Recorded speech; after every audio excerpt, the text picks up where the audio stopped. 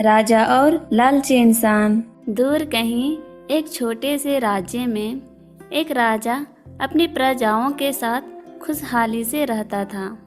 राजा अपने राज्यों की प्रजाओं से बहुत प्यार करता था। वही राज्य में दीनदयाल नाम का एक इंसान रहता था जो कि काफ़ी स्वार्थी और बहुत ही लालची था। दीनदयाल किसी भी काम में सिर्फ अपना ही फायदा देखता। दीनदयाल का लालची हरकत प्रतिदिन बढ़ती ही जा रही थी। दीनदयाल की ये हरकतें देखकर उसके आसपास के लोग बहुत ही परेशान होते थे।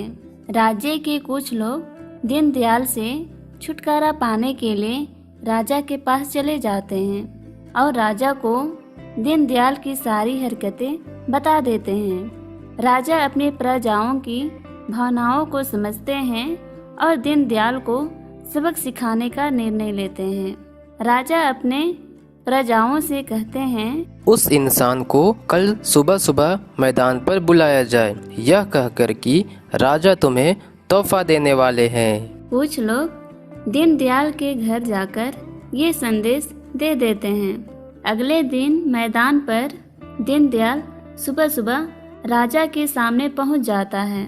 राज्य के बहुत सारे लोग वहां पर इकट्ठे हो जाते हैं।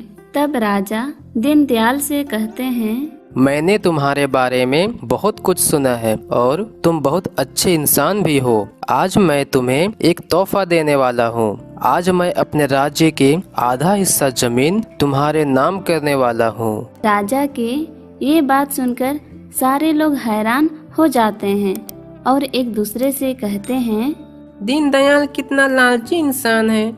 इसने तो कभी हमारे के लिए अच्छा नहीं किया और ऊपर से राजा इन्हें तोहफा दे रहे हैं। राजा दीनदयाल को एक झंडा देते हुए कहते हैं, तुम यहाँ से लेकर जहाँ तक जा सकते हो जाओ, जितनी भी दूर जा सकते हो वहाँ तक चले जाओ और वहाँ पर ये झंडा लगा देना, तो मैं यहाँ से लेकर वहाँ तक की सारी जमीन तुम्हारे नाम कर दूंगा। लेकिन मेरी एक शर्त है। दीनदयाल कहता है, क्या शर्त है राजा जी?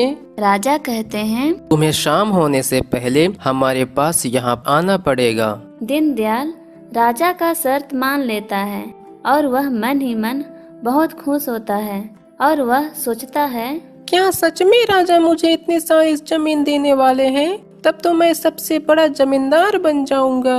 राजा के ये बात सुनकर सारे लोग बिल्कुल हैरान हो जाते हैं और कहते हैं, बाप रे, राजा इतनी सारी जमीन देने वाले हैं। हमने तो सोचा था कि थोड़ी सी जमीन देंगे। राजा दीनदयाल से कहता है, अब तुम्हारा समय शुरू होता है, अब तुम जाओ। दीनदयाल वहाँ से दौड़ता हुआ निकल जाता है और वह इतनी तेज दौड़ता है कि लोगों को नजर ही नहीं आने लगता है। दीनदयाल दौड़ता ही चला जाता है, वह बिल्कुल भी नहीं रुकता है। दीनदयाल दौड़ते हुए सोचता है कि मैं कहीं नहीं रुकूंगा। मैं जितना अधिक दौड़ूंगा उतना ही अधिक मेरी जमीन होगी। दोपहर का समय हो जाता है। धूप भी जोरों से जमीन पर पड़ रही होती है। दीनदयाल को जोरों से भूख और प्यास लग रही होती है, लेकिन वह दौड़ना बंद नहीं करता है। दीनदयाल जब थक जाता है तो पैदल चलना शुरू कर देता है और पैदल चलना बंद करता है तो दौड़ना शुरू कर देता है। इस तरह पूरी दोपहर निकल जाती है।